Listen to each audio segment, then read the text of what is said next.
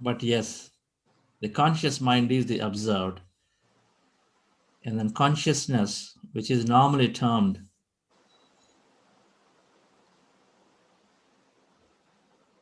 into this unconscious, is the observer. But nevertheless, we do understand that we have both the observer and observer. Both roles are there. One is thinker, another is observer. Only when we contemplate are we getting aligned to our purpose. So this week, this is a final week, a short week, dear friends,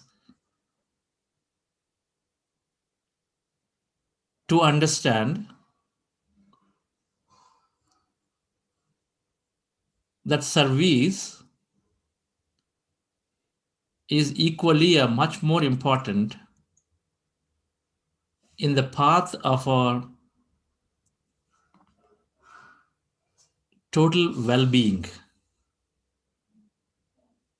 that holistic wellness or the total well-being. Service is much more important than so far that has been done.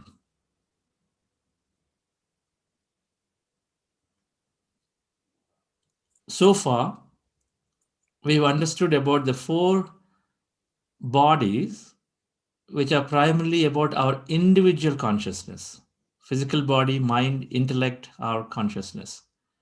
Everything we were talking about this, how my physical vitality improved, how my mind, which is emotional quotient as well as intelligent quotient, improved, how my spiritual quotient improved, how the energy is improving, how I can do manifestations. All of this is about us as an individual. But we are this fifth one, which is all that is, which is that grander part of ourselves, is all that is this body, all that is. We are tiny matter, which is our individual consciousness, and then so are the body, physical body, mind, intellect. But we are grand energy. We are tiny matter. This is four together, 0.0001%. We are grand energy, which is this universal consciousness. So it does not make sense unless we take care of this. And if we are this also, and unless we take care of this, prima facie, it's not possible that we can be happy. Prima facie, it's not possible we can be happy unless we take care of this. There's always be some missing piece, something that's going to be more deeper if we don't take care of our all that is, which is our grander version of ourselves.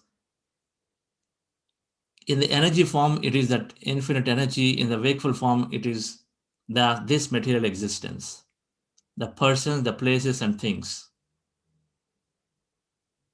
In meditation, it is that whole energy field. In wakeful state, it is our existence, our material reality out here.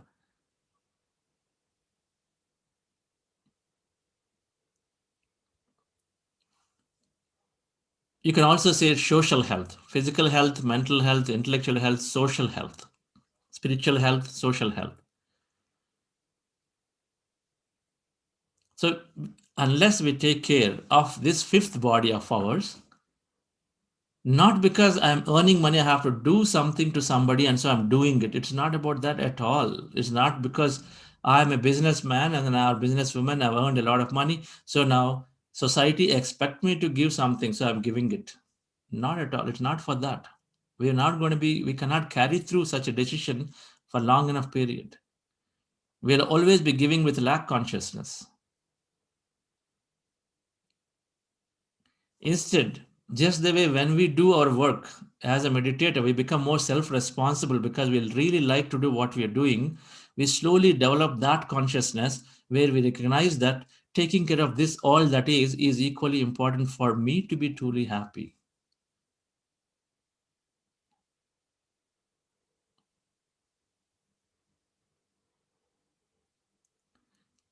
So service is all about unconditionally taking care of everything around us, the animals, the nature, our planet, the things, and of course the people.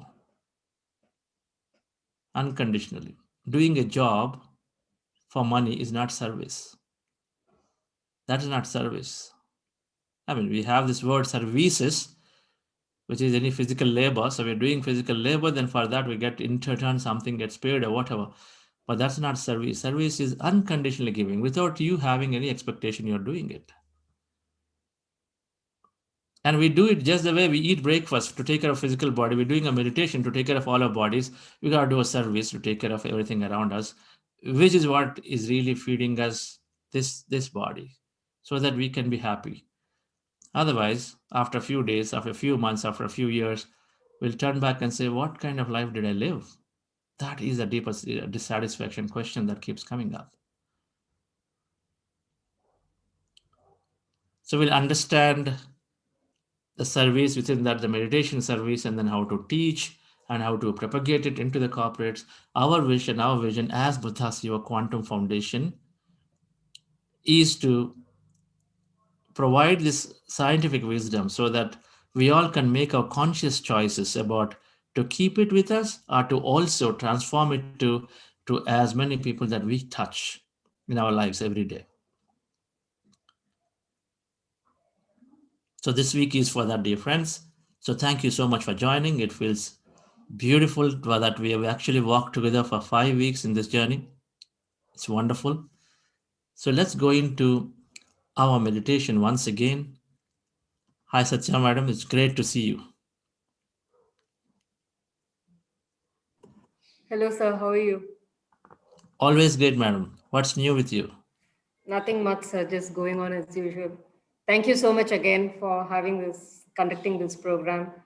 Been a great benefit to all of us, my whole family, and just feeling more calm and collected, more conscious about what I'm going to do and what I'm going to say. So it's been great. A very good experience.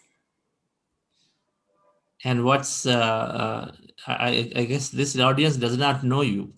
So can you share your experience a bit?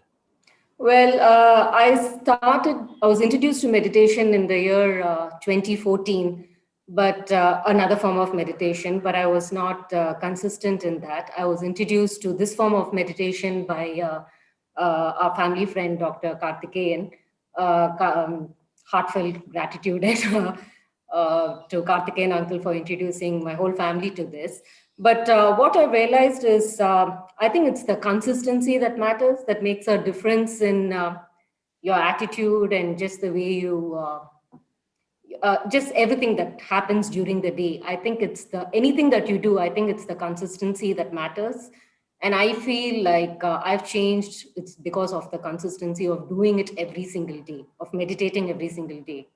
So I still haven't felt any, like my fellow meditators, when I hear them say that they have a blissful experience of floating in the universe. I haven't felt all those kind of things. But at the end of the day, I think after meditation, I feel very calm and I'm more collected. I'm more conscious of what I say. And I think I'm able to accept people more for what they are. I'm able to see the positive side of them more than the negative aspects, which was happening before. So, on the whole, a good experience. Wonderful. Madam, I also don't have all those special experiences that we hear. So we're okay. Okay. That's good to hear.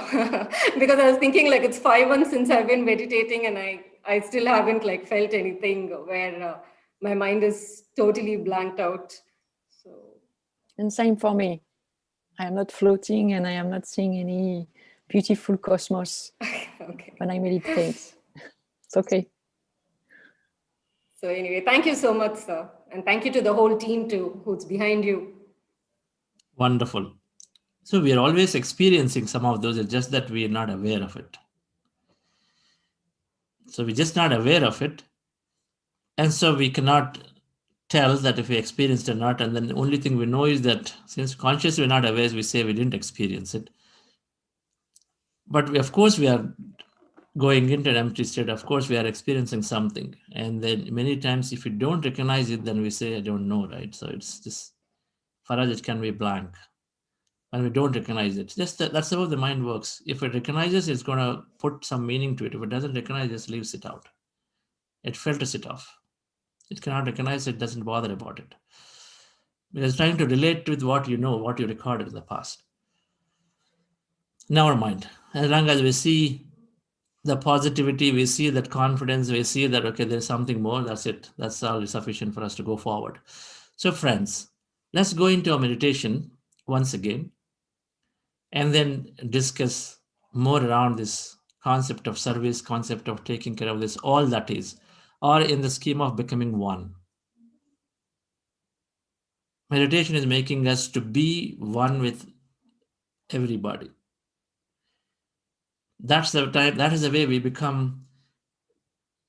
truly become that intelligence so that we can access whatever we wish to have from this thing, right?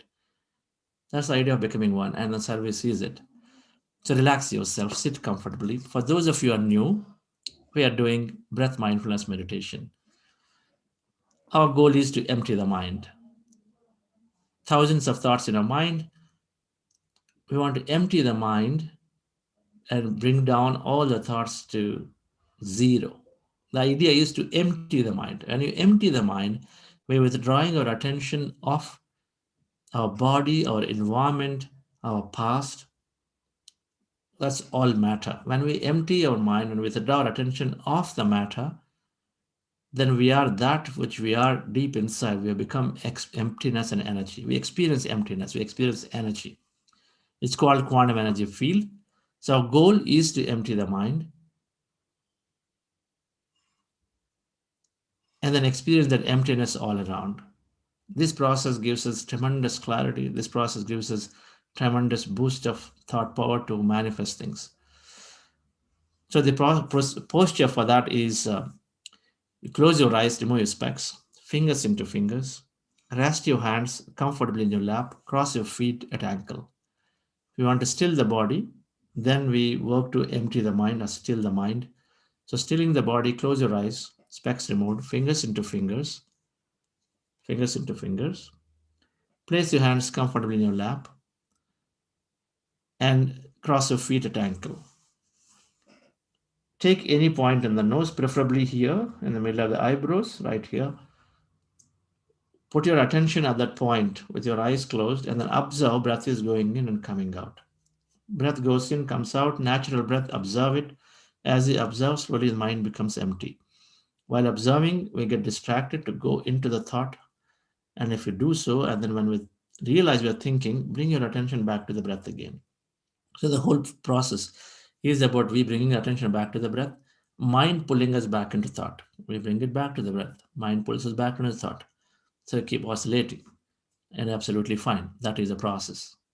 So accept that thoughts will be there, not a problem. And is not expectation that you be with thoughtless state for the whole duration. While we're trying to empty the mind is our goal, but the process is that we'll be keep oscillating between these two states for a long time. And as we observe, and then there'll be a point where sometimes, without even you realize, you would have gone into a thoughtless state suddenly. And when you do that, we experience energy. So there may be sensations in the body, in the mind, colors, visions, body movements. Any of that you experience, just be a witness to it. Do not interpret, just be a witness. And then observe whatever is happening to you, just observe.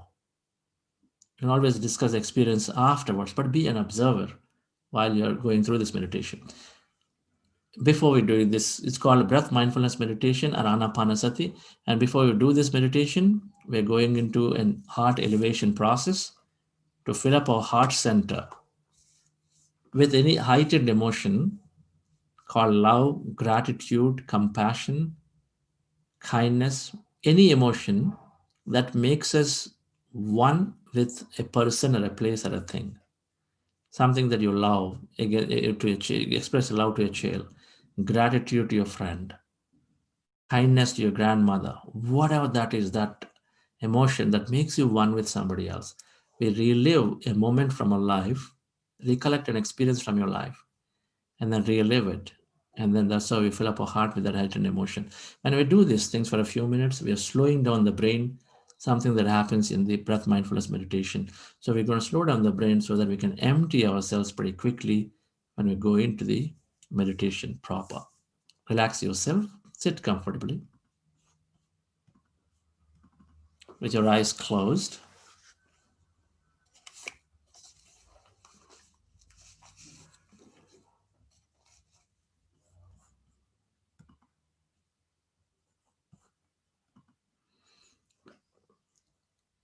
Scan your body head to toe.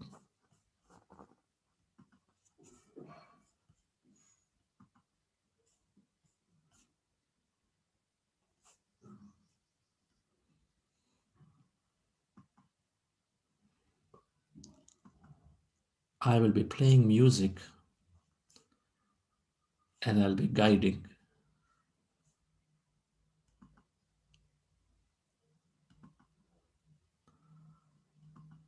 Just relax yourself.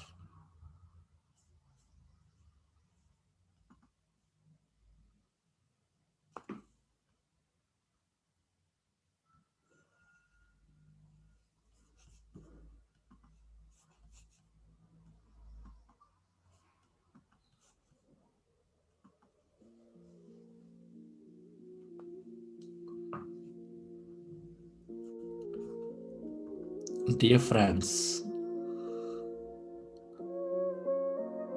dear masters, with your eyes closed, keep your hands on your chest area.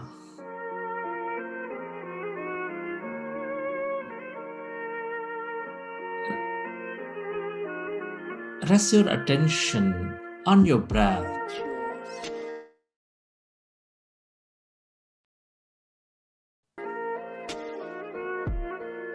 Take a slow, long, relaxing breath. Can you feel your beautiful heart?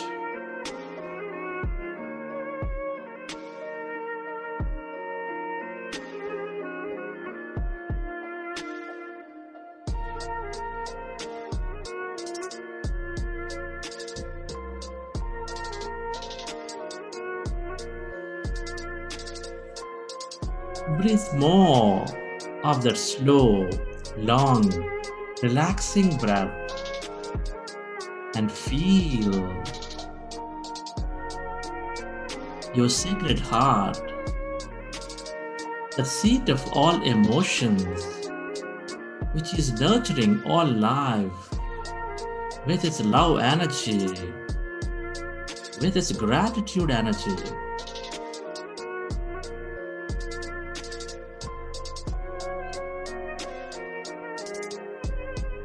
Breathe in your heart center and feel the sacred heart, which is your primary connection into this universe.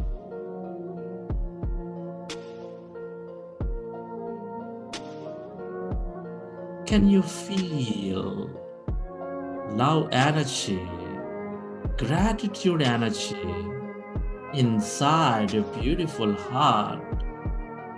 Relive a moment from your life of love, of gratitude.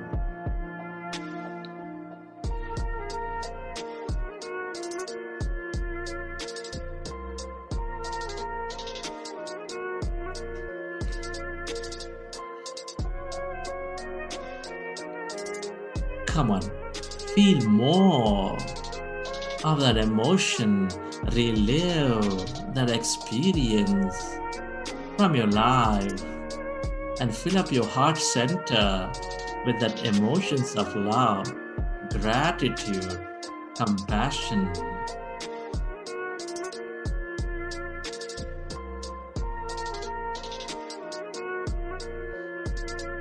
The more you feel, dear friends, the more you become one with all things and everybody in that experience. Love is the way, gratitude is the way, compassion, kindness, adventure are all the ways. to become one again. of the track.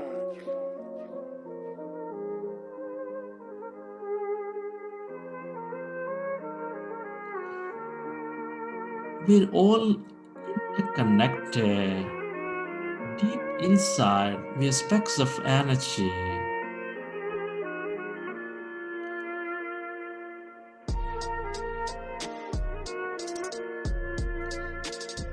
Nature of the universe is to bring order and coherence among all things and everybody, with that love, with that gratitude. Feel that energy inside you, all around you.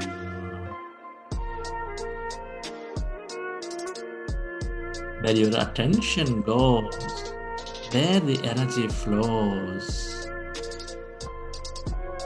Can you radiate that energy beyond your body onto every corner of this planet Earth?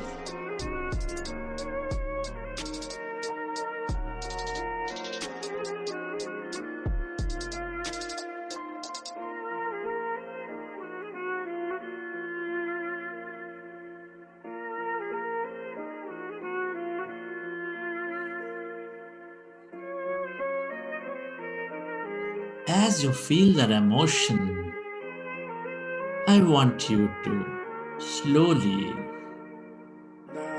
go into breath mindfulness meditation with your fingers into fingers. Rest your hands comfortably in your lap. Observe your normal, natural in-breath and the out-breath.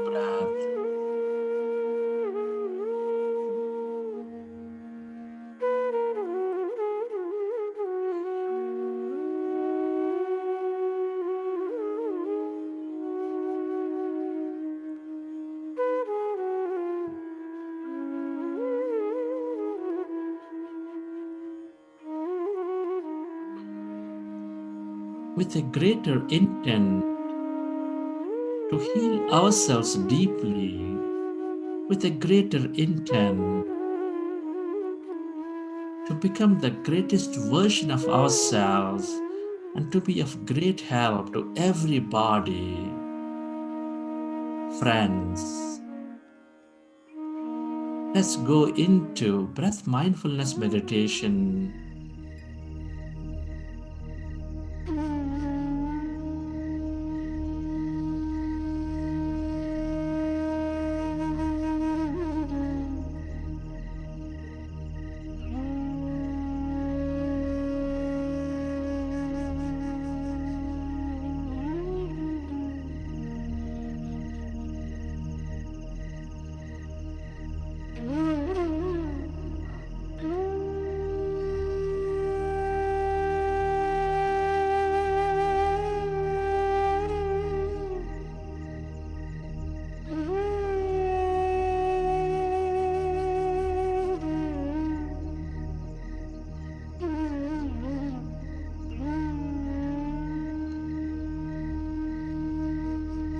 Be with your breath.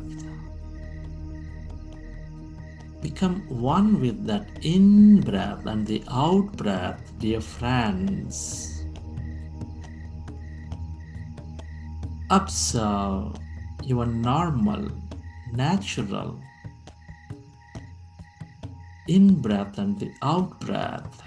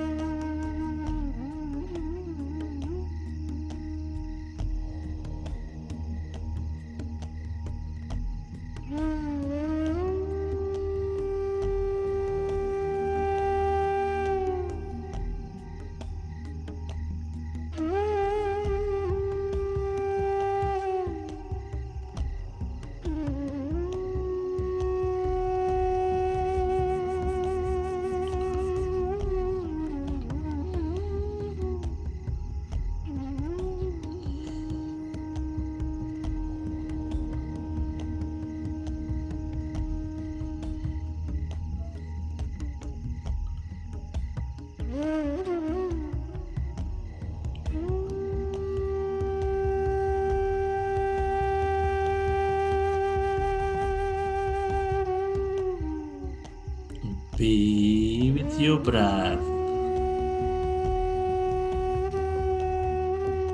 Become one with that in breath and the warm out breath. Our goal is to empty our mind. Our goal is to merge into that greater emptiness all around.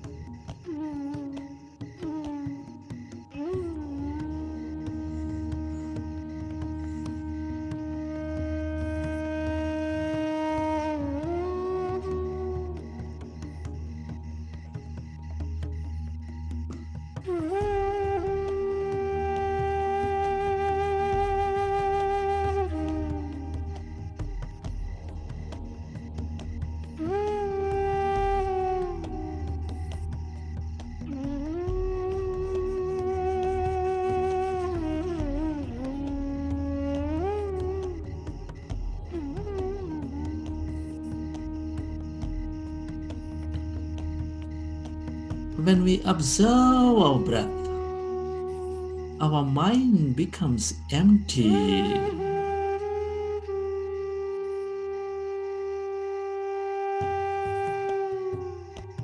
When the mind is empty,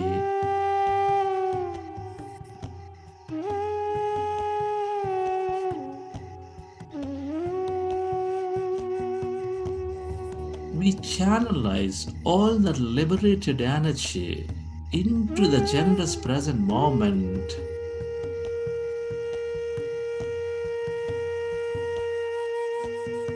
We allow our body to function at its natural best.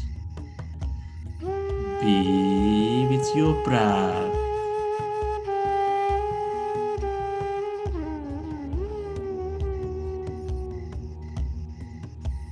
Become one with that natural rhythm of your own breath, dear friends. Allow yourself to slowly and slowly become empty of all thoughts in your mind.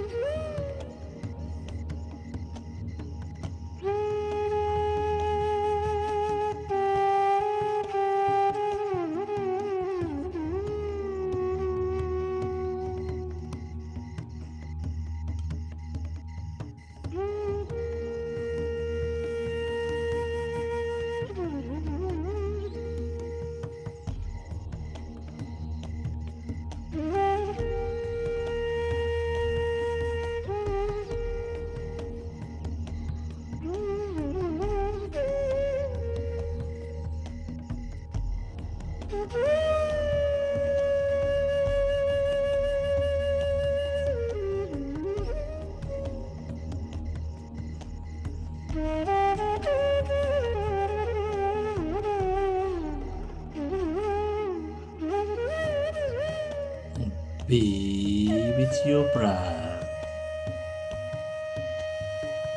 Become one with that in breath and the warm out breath, dear friends. It is natural to have thoughts. When you recognize your thinking, gently come back to observing your in breath and the out breath.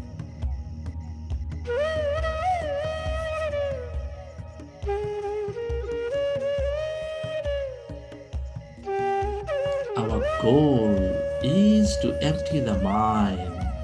Our goal is to merge into that greater emptiness, that quantum energy field.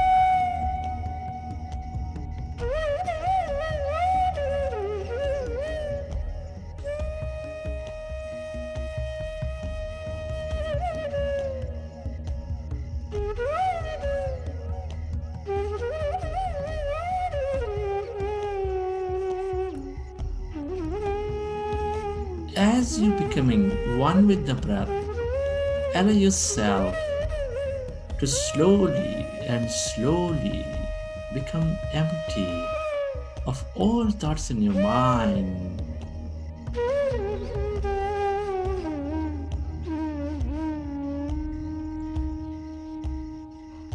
As your mind is becoming empty, can you feel any sensations in your body?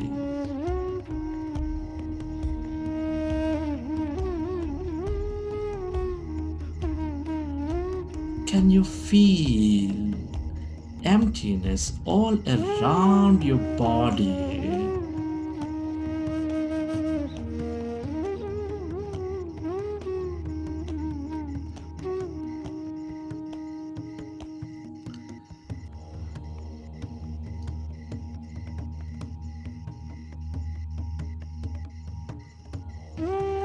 Allow yourself to be a witness as you're becoming one with your breath. Become aware of that emptiness inside you, all around you.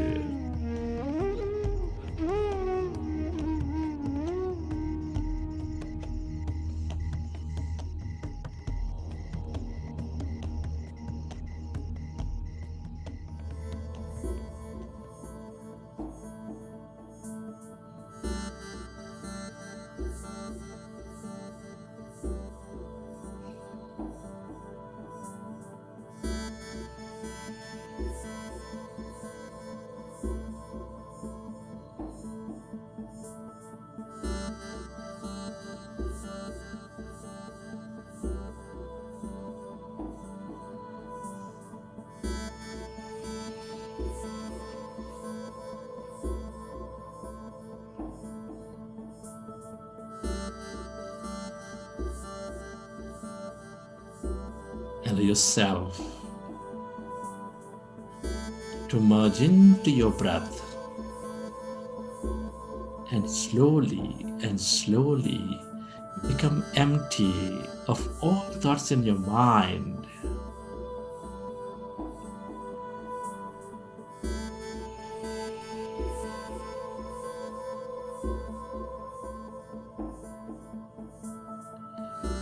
As your mind is empty, can you find that emptiness inside your body?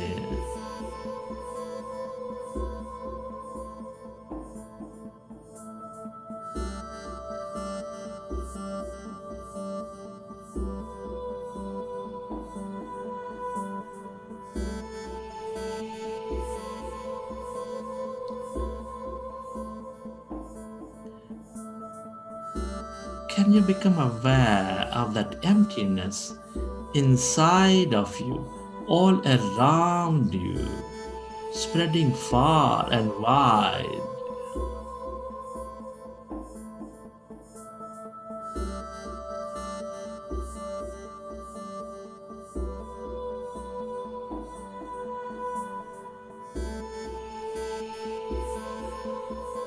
Remember, we are tiny matter, all emptiness and energy. When we empty our mind, we withdraw our attention off the matter. We experience that greater emptiness all around.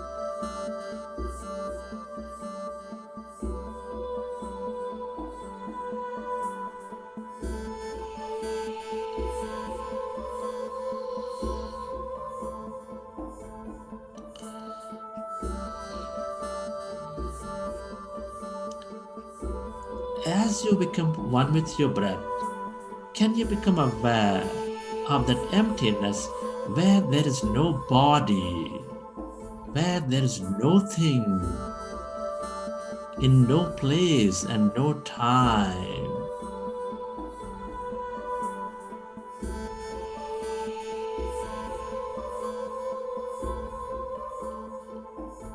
Become aware of that emptiness of no body, of no thing, inside you, all around you.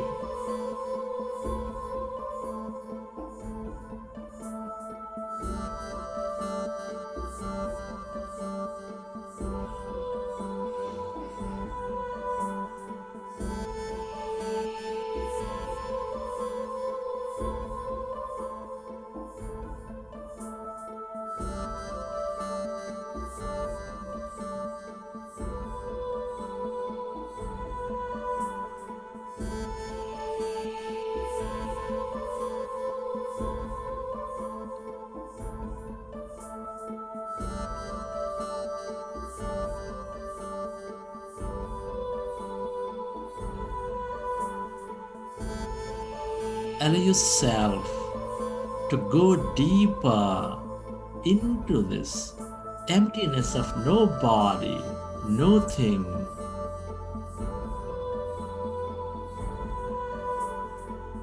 That's energy. This is the quantum energy field. This is the field of all possibilities and opportunities. Everything you have ever experienced or will experience is here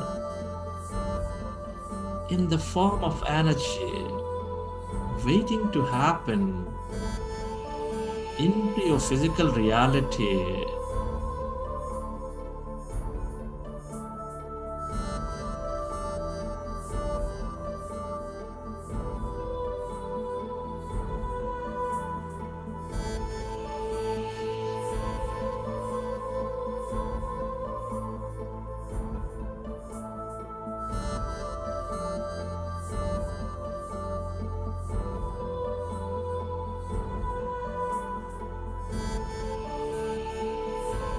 Allow yourself to go deeper into this emptiness of no body, no thing, and stay connected to the abundance of energies in this field.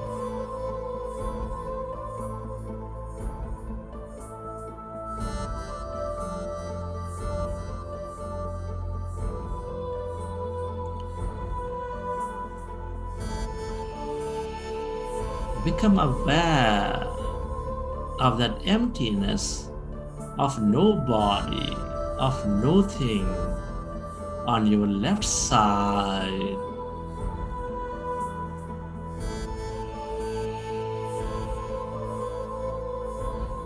Can you sense that infinite depth of that emptiness on your right side, where there's no body, where there's no thing?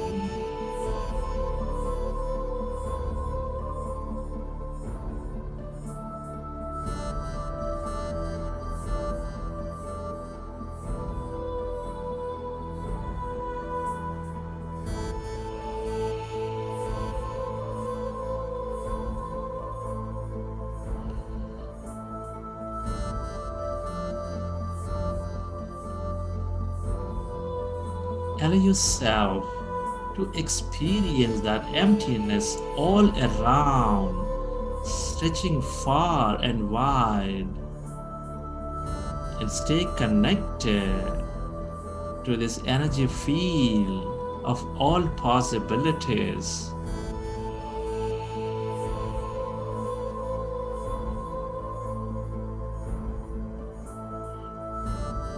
The longer we stay in this field, the more we become of it, the more we receive from it.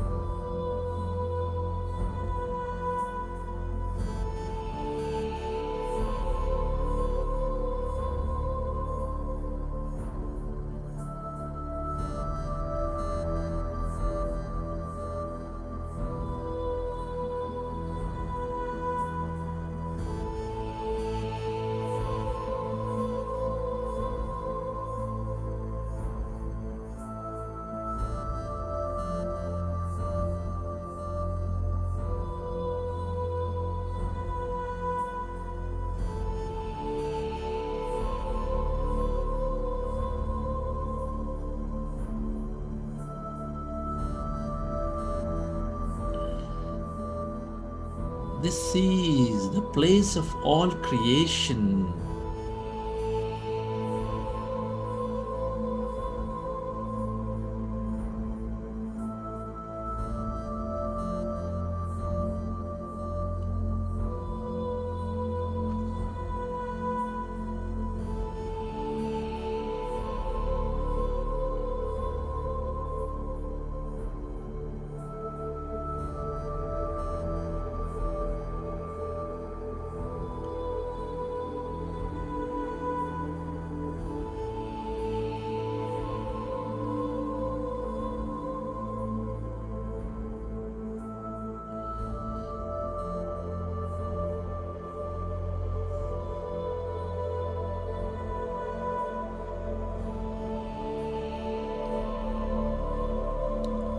Allow yourself to go deeper into that emptiness and stay connected to this energy field.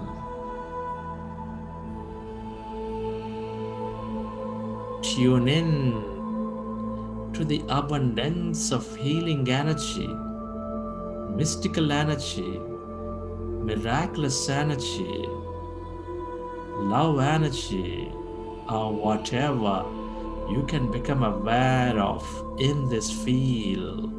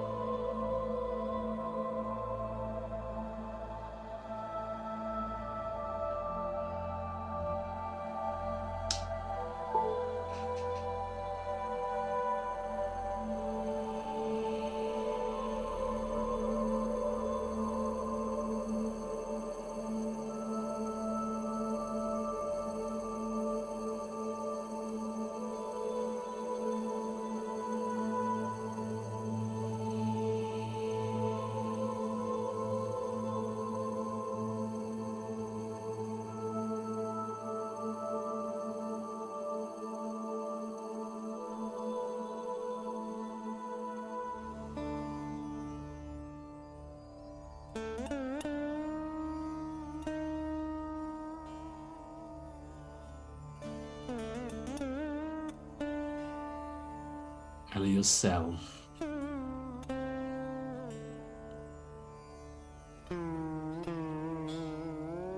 to merge into that emptiness where everything and everybody is connected. This is that quantum consciousness. This is your greater mind.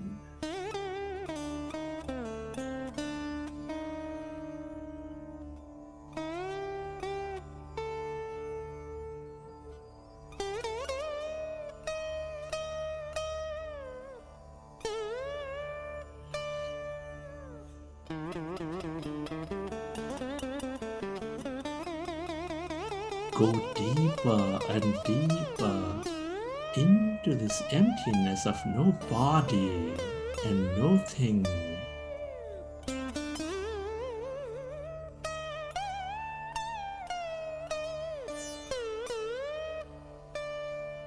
The longer we stay as no body, the more we experience everybody.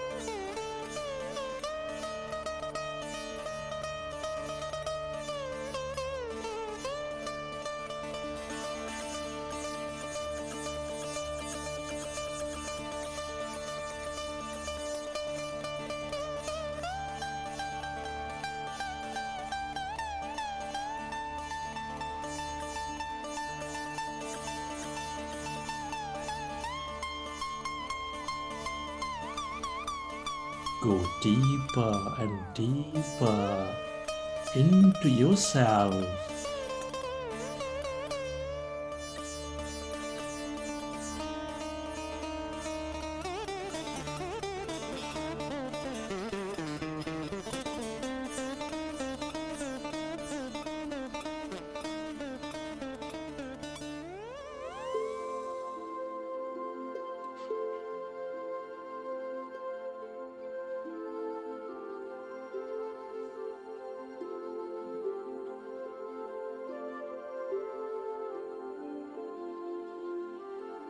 Friends,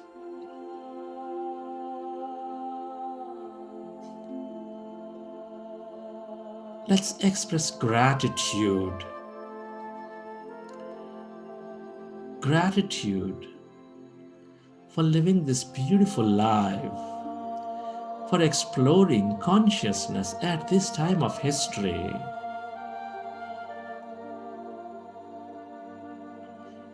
Be grateful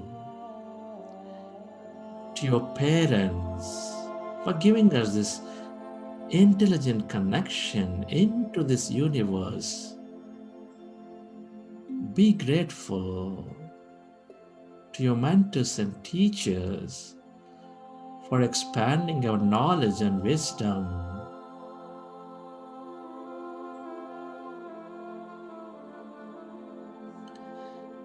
Be grateful to all the people in your life, your family, your friends, your relatives, your colleagues, everybody, for helping us learn so many things.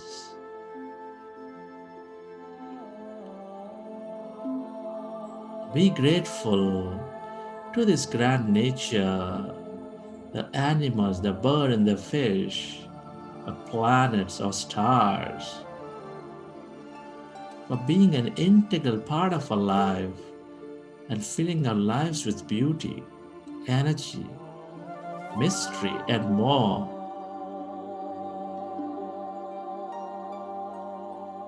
Be grateful to all the things we use, the places we visit, our companies, our governments, the technology, for supporting our lives in many ways.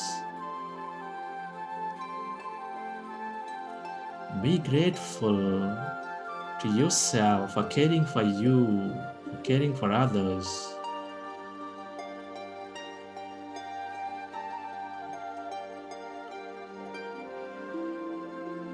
Be grateful to this intelligent universe for allowing us to experience so much more in this life.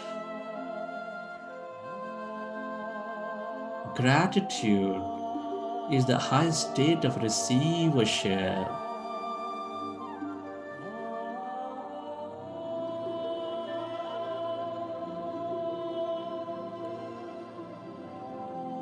Relax your body. Feel your body.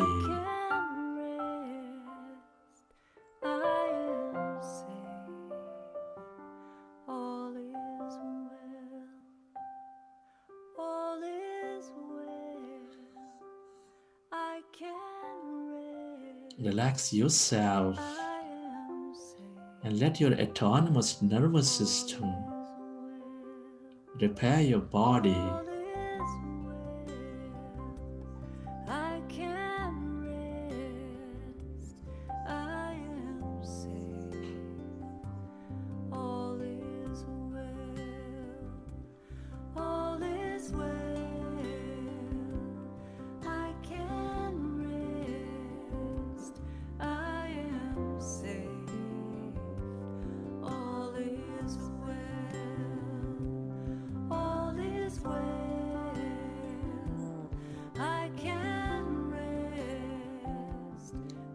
As you relax, recollect your experience from the session. How did you feel? What did you see? What have you experienced? And whenever you're ready, you can keep your hands on your eyes for 5 seconds, and then you can open your eyes.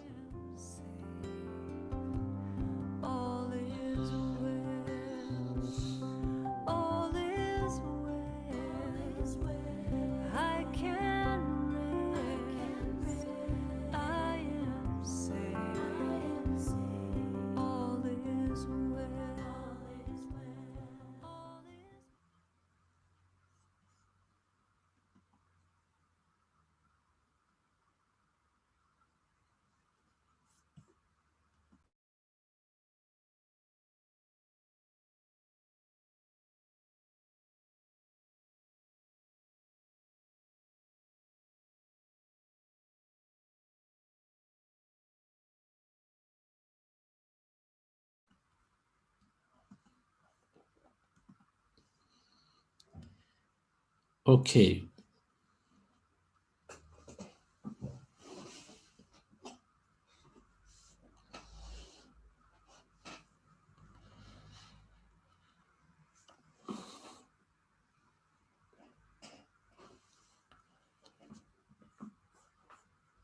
Hope you had a good meditation.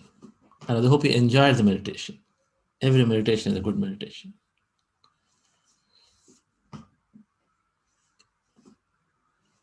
Whether we experience something deep or not, always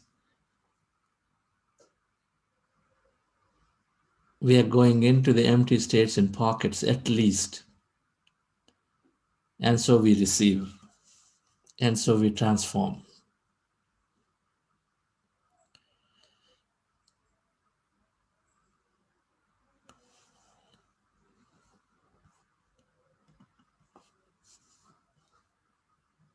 Raghuji, you raised your hand?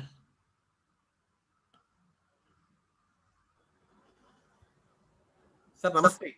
Am I audible? Yes. Sir, it is not the good only.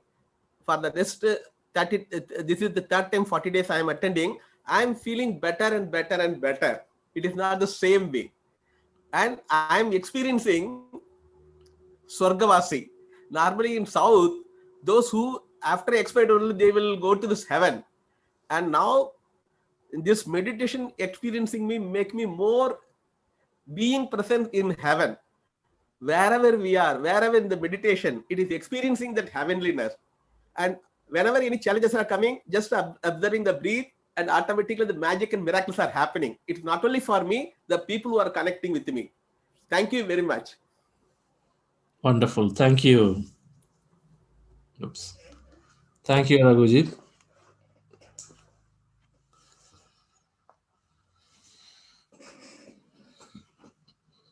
As we are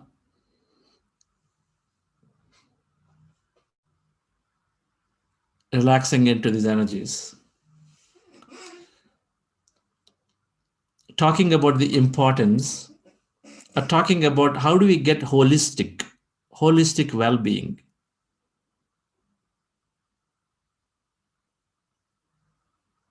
And it is in my experience of 20 plus years of learning meditation and practicing, dear friends, the only thing I understood is that we become one. Ultimately, what is there is that what kind of feelings and memories am I carrying against the person that I meet, the person that I live with, the person that I see, the place that I'm living in? What do I carry? Do I have something that says that you are separate and I'm this and you are that? Or do you feel inherently that is with you?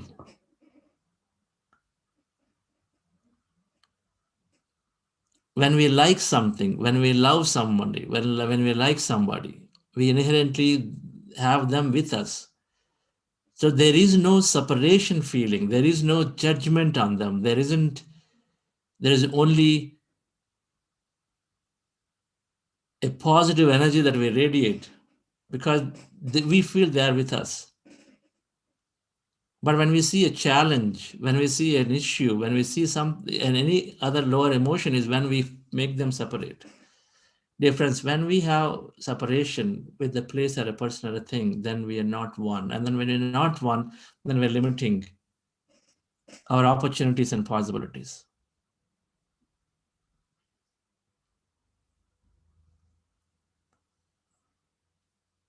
We might have any challenge or issue with, say, people at home, or people in office, or people in a community.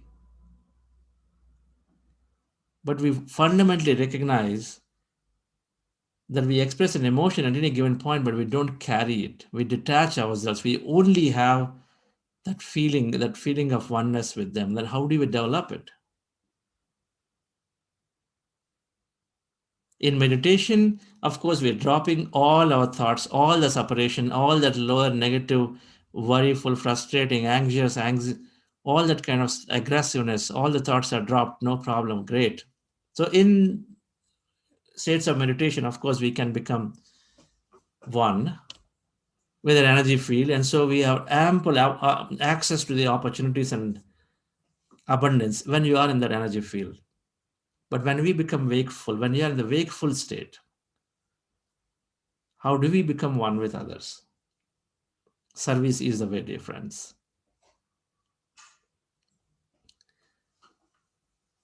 Service is the only way that we can become one with others. We contemplate on the nature of higher reality. We are impeccable in our word. In the field of thought, we contemplate. We read more. In the field of thought, we read more so that we continue to enhance more, continue to be in that state of connectedness. Right? When you read Illusions by Richard Bach, I mean, it's just opening up our eyes. There's nothing called tragedy. There's nothing called injustice. Because when we have a belief in injustice and tragedy, then we're going to stamp people and situations, right, and places, isn't it? When we have a belief in injustice and tragedy, naturally, against that injustice and tragedy, we've got people who are actually getting injustice and there are people who are actually causing injustice, isn't it? We separate them. And the moment we have an opinion, so obviously they are different, we are different, because we are judging, we are making an opinion. We're separating. But when you read illusions, there isn't an injustice and tragedy. The depth of your belief in injustice and tragedy is mark of your ignorance, Richard Bach. Of course, we understand it deeply when we digest. Our thoughts and feelings create our reality. So, where is the question of injustice and tragedy for anybody if this principle is true? Something is wrong, right? If there is injustice, is somebody then causing the injustice on their own? And if so, then why would you call injustice if that's what we create for yourself? We got to ask, we got to question ourselves, dear friends. But the point is, when we read Osho's books, it elevates our consciousness and then drops our differences, the petty differences that we have with each other. Situationally, something may be there, but we move towards higher state to become one. Our words, we become so careful. That triple filter test, we continue to be observant of the triple filter test. We don't open our mouth just like that.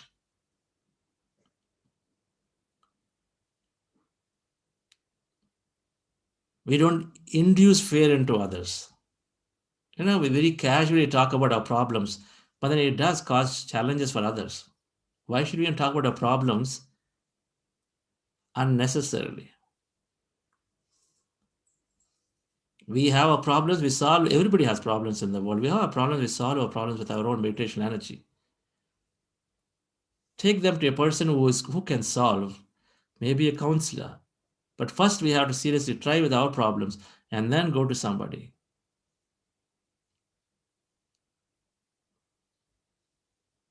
So we are impeccable with our word so that there isn't anything that causes separation. If you burst out serious with lots of anger and then continue to stay with it and continue to hold on to your positions, continue to do this and that, so continue to be mean. So obviously there are things that are continue to be keeping one separate with the other. Again, I want to bring us back and say it's all about becoming one so that you have unlimited possibilities. You're truly open to the field of unlimited possibilities. And more so, the people who come into our lives, it's about being one with them, because there is a good reason why everybody that we are coming across in our lives are there in our lives.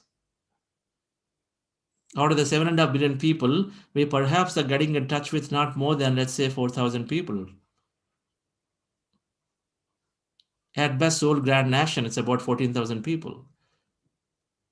A soul family, soul group, soul nation, soul clan, soul nation, soul Grand Nation. At best, maybe that many people that we get in touch, and then we have so much of separation with everybody. But they are there for a good reason. They are the ones who are messengers, who are bringing opportunities, that are there to fulfill our dreams. So impeccability in our words is so important. And then in field of actions, dear friends, so field of thought, keep expanding your consciousness. Field of words, impeccability, and field of action is service. Service to others unconditionally. We do it because we are taking care of our all that is. When we take care of all that is, and so automatically we are creating a grand future for ourselves. We are deeply content, of course, number one. When you are deeply content, naturally we are in higher emotion. And when you are in heightened emotion, automatically your state of being is different. Your state of being is changed. When you are in higher emotions of love or gratitude, or naturally you're abundant. So you're signaling to the universe that you're abundant when you're in higher emotion. And when you are in that state, dear friends, then automatically we have to manifest something more grander. Because the higher emotions have higher electromagnetic signatures into the field.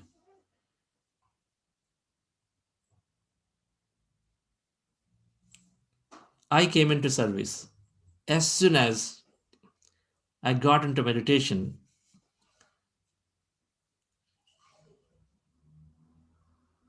I had one goal, that I need to continue to learn.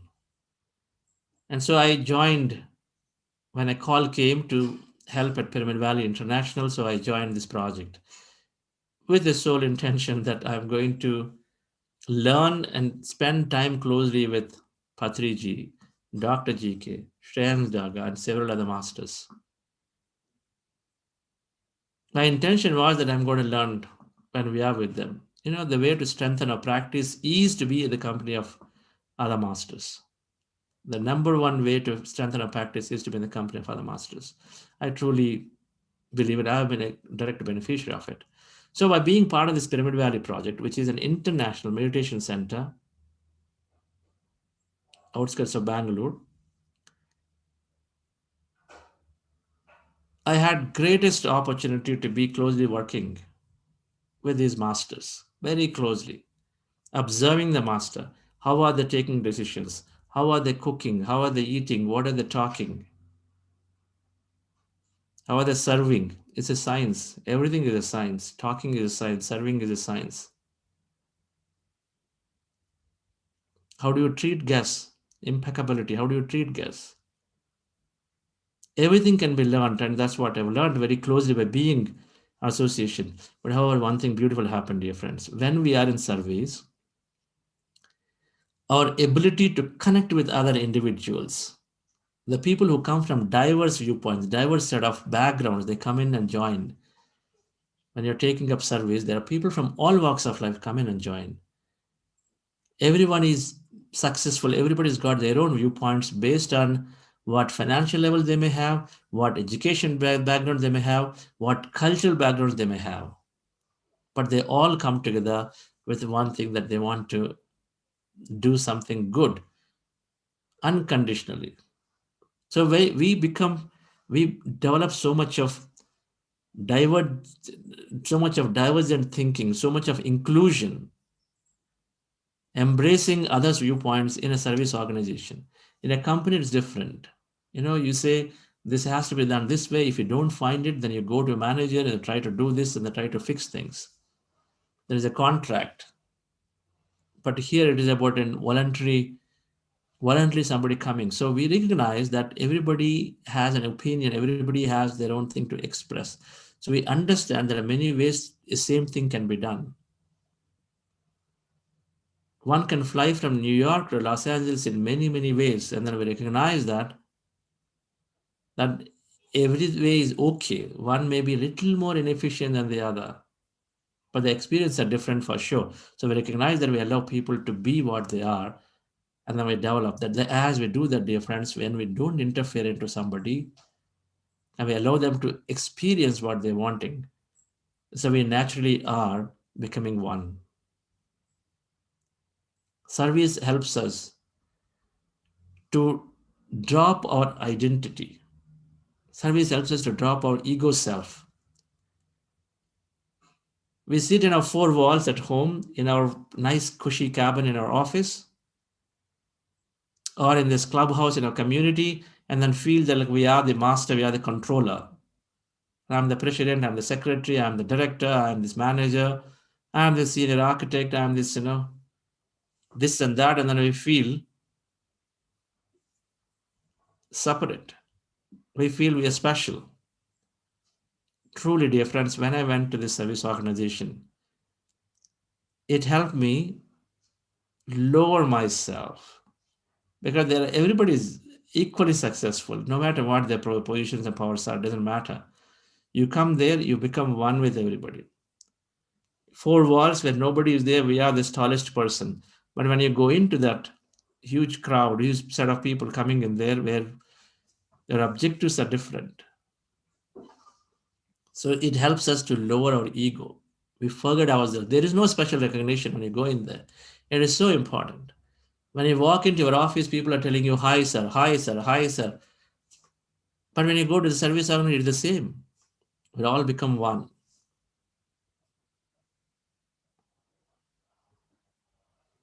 The more we drop our I, that dual self, the more we experience the non-dual self. And the more we drop our I, the more we're able to disengage. In a wakeful state, we have to be in a tough situation, we have to handle with our colleagues, we do it, but next moment we disengage. when we drop our identity, our ego self, we got to drop. Dear friend, service so beautifully helps us to be, to check on this I. We allow for imperfections. And so that is also another way of lowering our I. The ego is two states. One is an external ego, internal ego. External ego, where we are actually seeking for a position, actually seeking for a power, actually seeking for control. It is visible, right? We see some people, they don't always some recognition. But you know what? Internal ego is there for many people who strive for what they think perfection. The perfectionists have set up a standard for themselves. They set up a standard for themselves. They created a self-image for themselves. For example, you do really good work, and so you rarely get comments by your manager. So you set a standard for yourself. And so in order to maintain that standard, then we keep burning ourselves day and night, ignoring everything else, and we keep burning ourselves day and night because we have this standard and image that we set ourselves that next time when we do something, nobody can even question us. We do not entertain any comment. So we set our standard for ourselves, and so we feel, oh, Ramya's work, it's going to be great. That's the comment we got from last time from the comment, our colleagues, a manager. This time it has to be that or better. So we burn ourselves. This is called protecting for self-image, internal image. It's called internal ego. We try to manage it by burning ourselves, by ignoring everything else, by going crazy in trying to make that happen, even though it's very, very tough. We got to recognize to let go.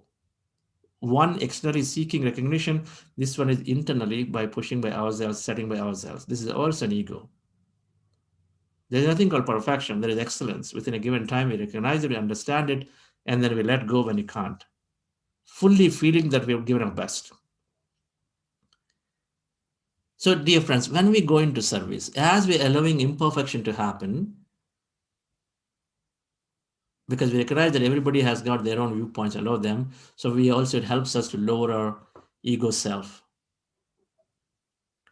Service gives us deeper contentment, so much happiness. Have you ever tried buying a gift for your own family member, maybe your child or a father or mother, versus actually giving a gift for someone who comes to you and says, hey, ask for help? If you've not tried, please try that once to see what is the level of happiness and contentment you receive when you do that for somebody unknown compared to somebody that is so dearly known to you. If you feel this is happiness of taking care of my son or taking care of my father or mother, and when you do this service, dear friend, to somebody totally unknown, the expression of that emotion in our body is far, far greater. And so, when we are doing this service and helping others, dear friends, when we are in a higher emotion, so we all knew from the second week, we understood that it is acting as an anti-aging tool. We are anti-aging at that point because we're so happy, we're expressing heightened emotion because the emotions are far greater than the body. The emotions stored in the body are much lesser compared to the emotion that the feeling that you get when you help somebody. And so the emotions are far greater. So naturally you're up-regulating your genes. And you're keeping the telomerase, which is cause for cell reproduction, replication, intact. So people tend to be living longer. Those who are doing service and enjoying the service tend to be living longer with meditation. It's all about having the state of being. That's all. Service, all I'm saying is service moves us into a very high state of being. And it moves in a high state of being. So everything that comes with it, which is great immunity, COVID will not be an issue. COVID will not be an issue in our mind. It's going to be there. It's going to linger on for days and days and days. How long we're going to keep ourselves stuck in a room? So we develop immunity, anti-aging.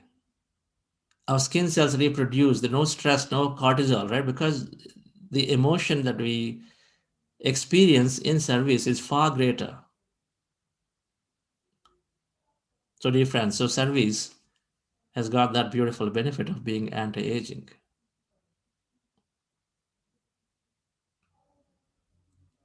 And we got to ask ourselves, where do I want to invest my time? As meditators, we recognize that I have to take care of this. I can't merely take care of my left hand and then stop on my right hand. We know that it's not going to be, you're not going to be happy if both are not taken care of. And we know that if the people at home in a community, if they're not happy, we're not going to get peace of mind. If they're not peaceful, then we're not going to get a peace of mind. If they're sick, we're not going to be, we got to spend our time in taking care of them, like or not like. So we got to look for well-being of everybody, dear friends. So now we all have a personal responsibility to take care of people immediate ourselves, take care of people immediately around us. That's personal responsibility to help them to the best possible way. But then we have a social responsibility to cause and then to be take up whatever is the gift we have. That is a responsibility is there to give it to that community. A responsibility to ourselves, responsibility to the immediate people, including your drivers, your maids, your helpers. Who will take care of them unless we take care of them? Teach them meditation, support them, give them. It's not just me and my family, but those are responsibilities. And then we have this greater service responsibility for everyone around, where out of pleasure, out of happiness, we do and give our gift and share our gift. We got to do something, not for money. We got to do something, unconditionally give something, a gift that we have. Maybe that expertise, management advice, maybe that singing, maybe the time, maybe some money to take care of this for our own sake. So we ask ourselves this question, dear friends. All kinds of services are there, but those, as we get into meditation, we start questioning, where should I be spending my time and money? I give a meal, the person comes back tomorrow. We give clothes, they'll come back probably in 6 months. Can you support me again? We give education. If education were to give you happiness, perhaps we don't need this course at all. If that itself is sufficient. Yes, it gives us job to be able to earn money. But that's not, we know that. Earning money is not sufficient to actually feel contented, feel happy. It's only creating more problems, I guess.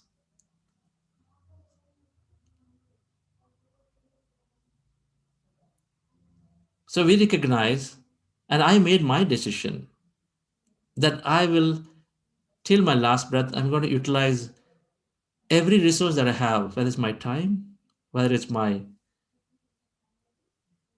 anything that I have as a money or whatever that I decided to utilize towards service of meditation.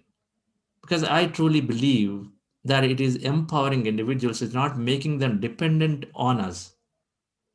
When I teach meditation, when somebody latches on to meditation, they can live happily in any condition, in any place, with anybody, and anywhere. We know that.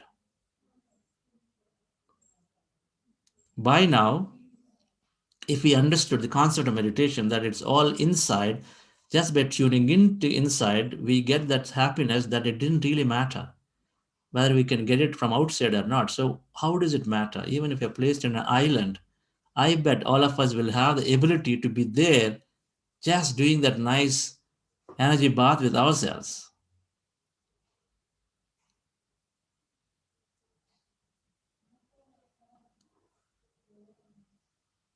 We move from loneliness to aloneness. We don't feel lonely anymore. We seek aloneness because we want our quiet time. We find our quiet time. So, dear friends, we can make our contemplation around where do I want to invest my time and money and energy. And of course, whatever that we are doing, we believe in as a cause, it is absolutely becomes obvious that we can add in meditation. We can impact those people so that they become independent of ourselves. They're no longer dependent on us for everything. That's when we're liberating an individual. There's so many youth that we know where they come out of colleges, wouldn't have studied well, which happens everywhere because the education system is not that great, right? We're producing numbers of students, but not necessarily the quality education. They come out, we know that there is so much misfit into their organization. So low confidence level for them, low confidence level, and then struggle. They go through a phase of, the total helplessness. Meditation, dear friends, I have seen with my own eyes, they become so confident. They feel liberated. They feel that they got the tool, they got so empowered to make anything. And as a matter of fact, our hope is what causes us to go and create things. So they absolutely find jobs and settle. Whether it is a great job or it doesn't matter, but they have the ability to be satisfied with it. Dear friends, so meditation as a service is one of the highest, where we can contemplate and see how can I add that to in everything that we do. Don't have time, give money. Don't have money, give time. We don't have to feel wealthy. We don't have to have wealth to feel abundance. People feel, okay, I'm so tight this month. I'm so tight, and I will see when an increment comes, I will give. That day will never come, dear friends. It will never come. When I learned from my teacher, Patriji, he resigned his job in 91. He had two young daughters, 3 months or whatever, 2 years maybe, that young. No job, no income, and he received some 8,000 bucks as a retirement benefit. He just donated that to print a book called Be a Master. He truly believed that nature will take care. Now, when I heard this story, it became so clear to me that I don't need to keep anything more than what I need. And then I truly lived a life of that nature. Even though I was a CEO for a long, long time, I would become almost zero into my bank balance every month.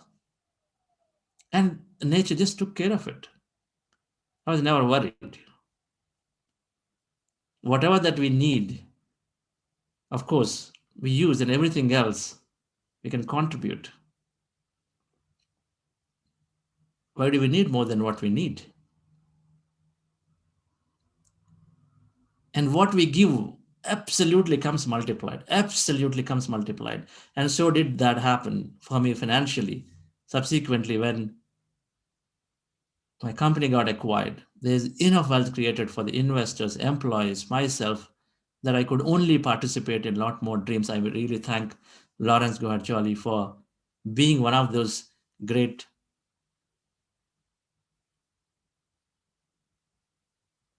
messengers of my life, for being on the other side at IBM in helping acquire. By the way, we don't know each other, by the way. It's not a friendly acquisition. It is a true meritorious acquisition. But it happens, when we unconditionally give difference, it is always taken care. We do receive multiplied. And I've consistently seen in my case, whether it is a property appreciation, whatever that is, but we don't have to be wealthy to feel abundance. It is all about changing the state of being. If I have 100 bucks, I will still give 10 bucks. You give it, and then you feel that abundance, and then so is that then automatically it starts circulating. Because what we create for future is what we feel about. If you feel abundance, then you are automatically giving the 10 bucks. If you make 4 rotis, you give 1 roti to somebody. Don't think that when I have a 5th one, I'll give to somebody. That when I will have is a lack consciousness, it will not come. It is only tomorrow. Every day you ask that question. When I have it, and when I have it, because that's the state of being. So that's what you're asking for. And so we'll always be in that state. We got to turn it around. That's quantum model. You don't have to have wealth to feel abundance. You don't have to have health to feel energetic.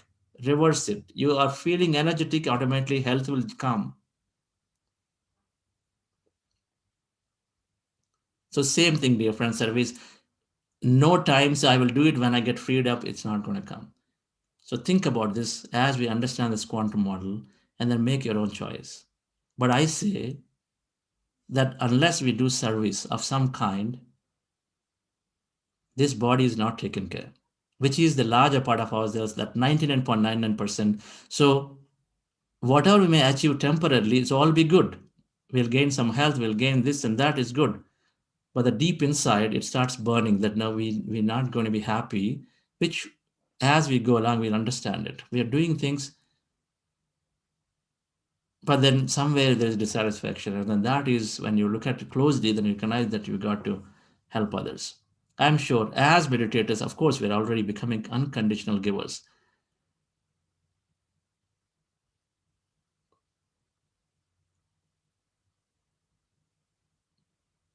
Thank you so much for being with us.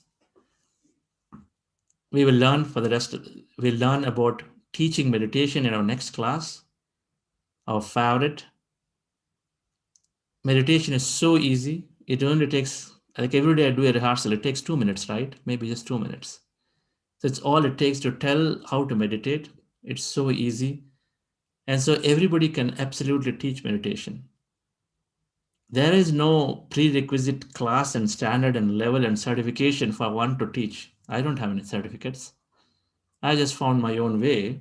Of course, I've listened to my masters so many, so obviously, but I've mixed up and then I'm teaching my own way. So we all can do it. And Buddha's Foundation has everything recorded, everything we made it available. YouTubes and in many, many ways in newsletters. So you have so much. It can be taught for like a year. So we will understand a few more tips about how to teach and then how to promote in the rest of the week.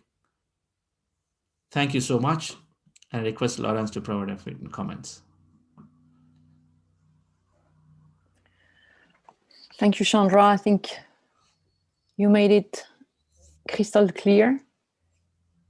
I would add that it's moving to service is adding a lot of joy. It's also very fun for those who have not done yet. I would say external service outside of your family, because many, many of you are taking care of your kids, of parents, of family members, and dedicate your time to them. So that's also service.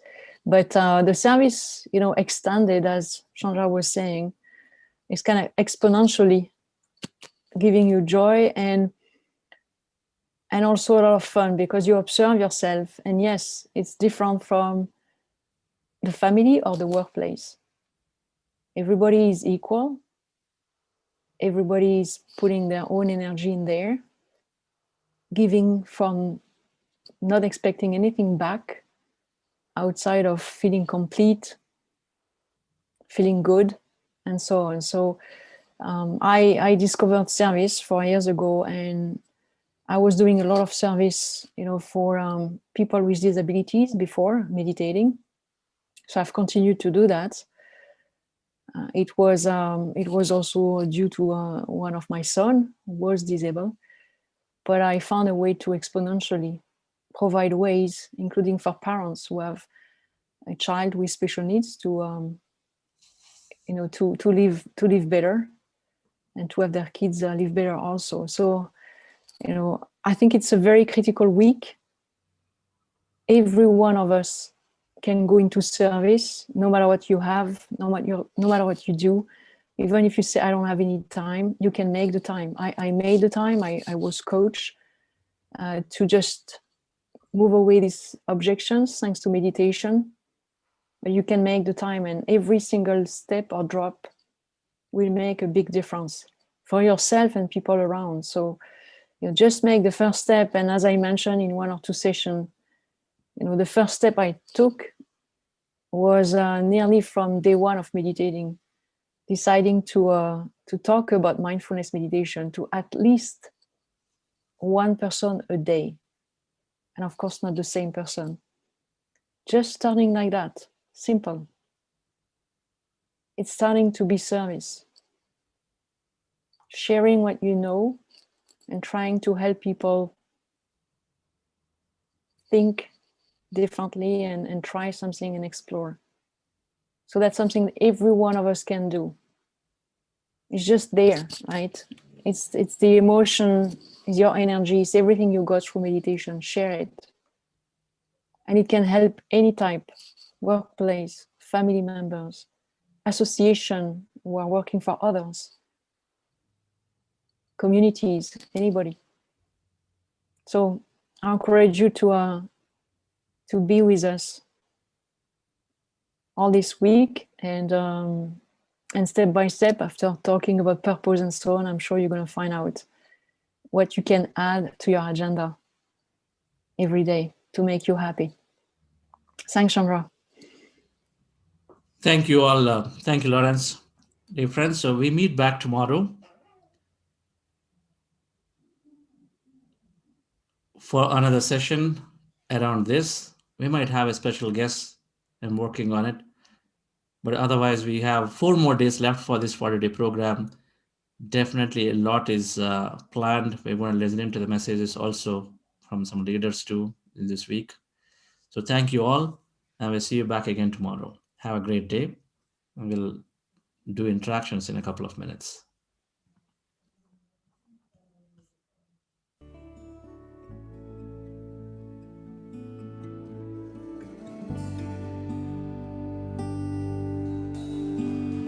I am the light of my soul. I am beautiful. I am bountiful. I am bliss. I am. I am the light of my soul. I am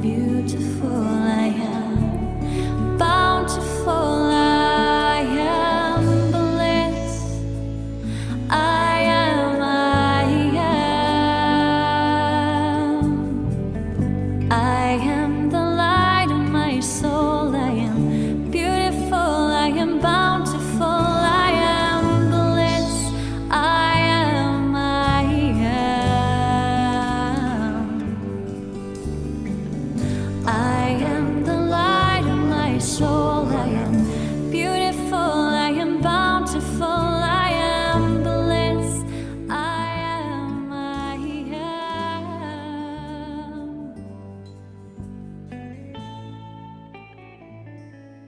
Yes.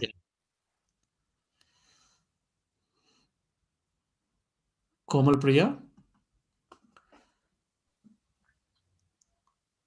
Hello, sir. Would Good you like morning. How to are share you, your sir? always great, Komal Priya? Sure, sir. Can you hear me fine, sir? Yes, we can hear. All right. Okay.